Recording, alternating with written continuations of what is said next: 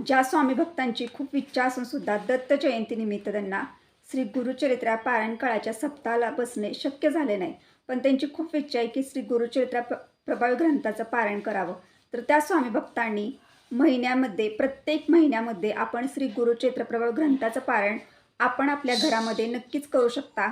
पण हे पारायण जेव्हा आपण आपल्या घरामध्ये करणार आहे त्यावेळेला काही असे नियम आहेत किंवा काही अशा गोष्टी आहेत की त्या सर्वांची काळजी घेऊन आपल्याला आपल्या घरामध्ये हे श्री गुरुचरित्रा ग्रंथाचं प्रभावी पारायण करायचं आहे. तर कोणत्या अशा गोष्टी आहेत आणि आपण पारायण कधीपासून सुरू करू शकतो, कोणत्या महिन्यात आपण पारायण करू शकतो, पारायणमध्ये आपल्याला कोणत्या गोष्टींकडे लक्ष द्यायचं आहे, या सर्वांविषयी माहिती तुम्हाला आजच्या व्हिडिओमध्ये मिळणार आहे. तर तुम्ही हा व्हिडिओ कुठेही स्किप न करता व्हिडिओ शेवटपर्यंत बघा. तुम्ही जर माझ्या चॅनलवर नवीन असाल तर चॅनलला लाईक करा, शेअर करा, नक्की सबस्क्राईब करा.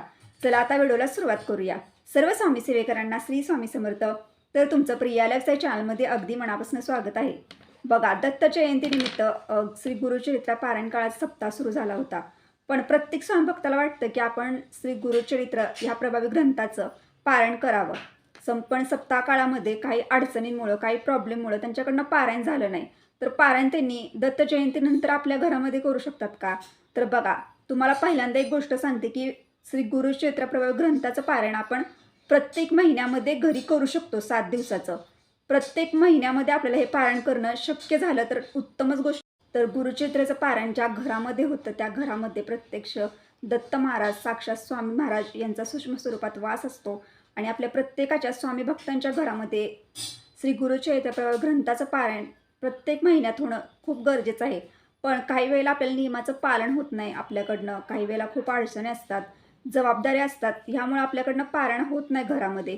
पण ज्या पण महिन्यामध्ये तुम्हाला वाटेल की मला ह्या महिन्यामध्ये मी श्री गुरुचरित्र प्रभावी ग्रंथाचं पारायण घरामध्ये 7 दिवसाचं करू शकते, त्या महिन्यामध्ये तुम्ही नक्कीच करा. पण आता कोणत्या महिन्यामध्ये करू शकतो आपण पारायण? तर बघा, मार्गशीर्ष महिनासुद्धा हा खूप पवित्र महिना आहे. पण आता कसं आहे, ह्या पारायण काळामध्ये आपल्याला खूप अशा काळजी घेऊन पारायणला बसायला लागतं घरामध्ये. यासाठी तुम्हाला महिन्याच्या कुठल्या म्हणजे पौष महिन्यातसुद्धा हे पारायण करू शकता. त्याच्यानंतर तुम्ही जानेवारी महिना जो आता येणारच आहे बघा, म्हणजे पौष महिना, तर ह्या महिन्यामध्ये नवीन वर्ष म्हणजे नवीन वर्षाला सुद्धा सुरुवात होत आहे. तर तुम्ही त्या महिन्यातसुद्धा पारायण करू शकता. तुम्ही मार्च महिन्यात पारायण करू शकता. तुम्ही एप्रिलमध्ये सुद्धा पारायण करू शकता. आता एप्रिलमध्येच बघा आपल्या स्वामी महाराजांची पुण्यतिथी असते. तर तुम्ही अशा पद्धतीने प्रत्येक महिन्यामध्ये पारायण करू शकता. पण पारायण आपण आपल्या घरामध्ये सुरू करणार आहे तर खूप अशा गोष्टींची काळजी घेऊन आपल्याला हे 7 दिवसाचं पारायण घरामध्ये करावं लागतं. तर प्रथम तुम्हाला एक गोष्ट सांगते की हे पारायण तुम्ही घरामध्ये का करायचं आहे?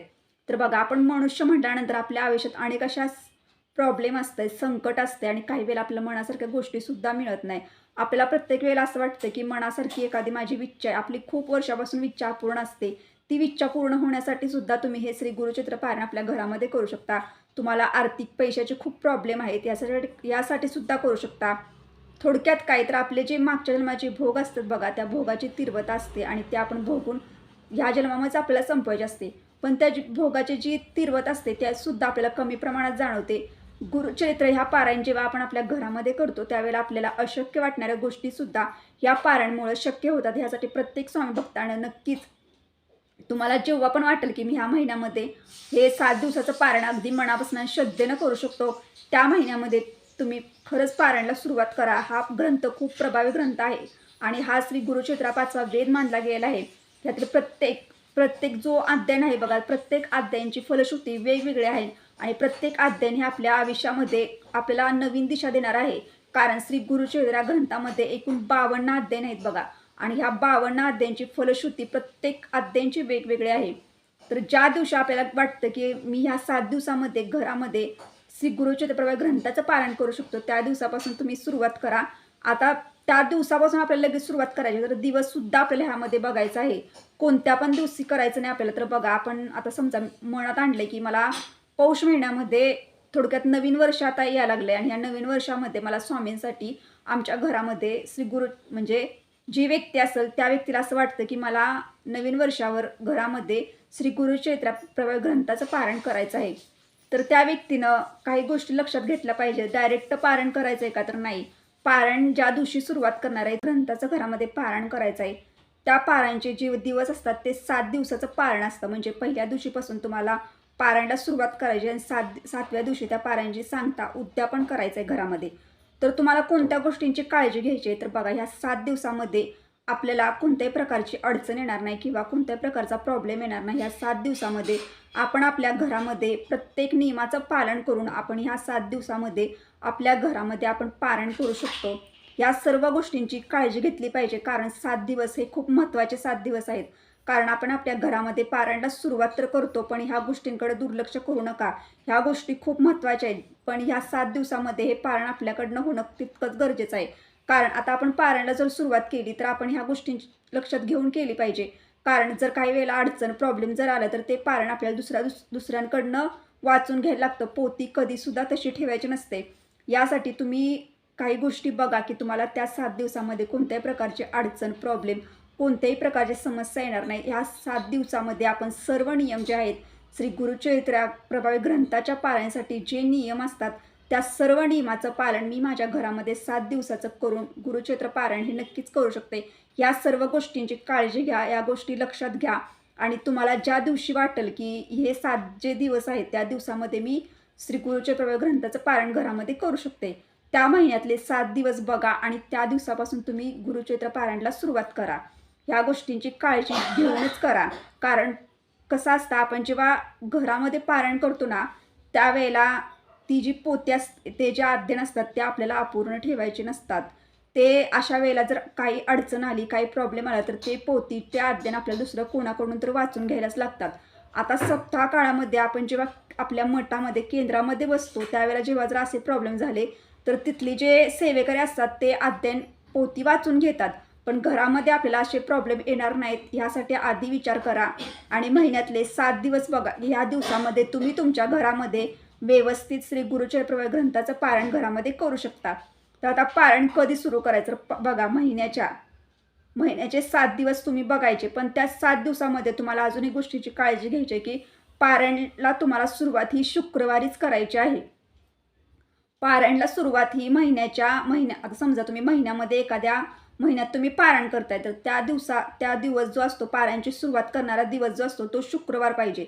शुक्रवारी तुम्ही पारायणला सुरुवात करायची आणि 7 दिवसाचं पारायण करायचं. आता ह्या 7 दिवसामध्ये अमावस्यासुद्धा नसता कामा नये. म्हणजे ह्या 7 दिवसामध्ये अमावस्या येणार नाही, उद्यापना दिवशी अमावस्या येणार नाही.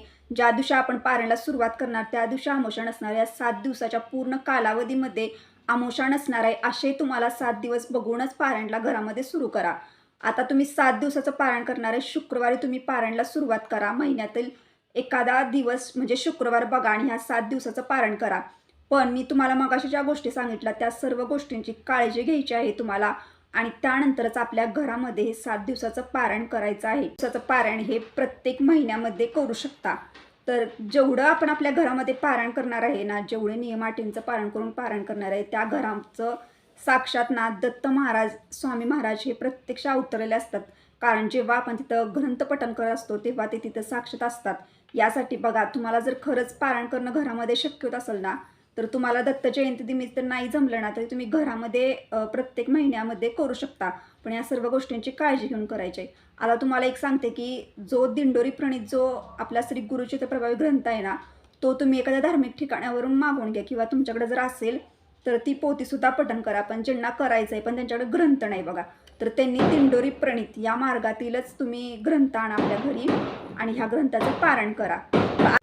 तर पारायणला तुम्ही ज्या दिवशी म्हणजे महिन्याच्या समजा शुक्रवारी तुम्ही पारायणाला सुरुवात केली तर त्याच्या आधी आपल्याला गाईला आणि कुत्र्यांना चपाती खाऊ घालायची आहे. तर ह्याविषयीचे सर्व नियम किंवा ह्याविषयीची सर्व माहिती पारायण सुरू करायच्या आधी काय पारायण काळातले नियम कोणते आहेत, कोणत्या भाज्या खायच्या आहेत 7 दिवसामध्ये, कोणते अन्न सेवन करायचं, पूजा मांडणी कशी करायची 7 दिवसामध्ये, तर ह्या सर्वांविषयी माहिती देणारे व्हिडिओसुद्धा आपल्या चॅनलवर आहेत. ते सुद्धा तुम्ही नक्कीच बघून घ्या.